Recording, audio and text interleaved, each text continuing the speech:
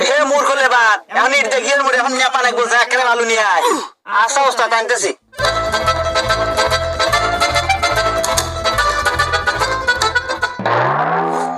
এই শালা কামলা এই বালু যে নেপা যাবো রে আরে সিমিট আর বালু দিয়ে একসাথে মাথা নিয়ে আয়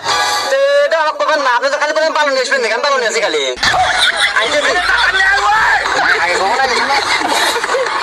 কি কামলা রে আমি আদিন জিঞ্জিরা এই বালু রুমের মধ্যে আগে বেলা চার মুখ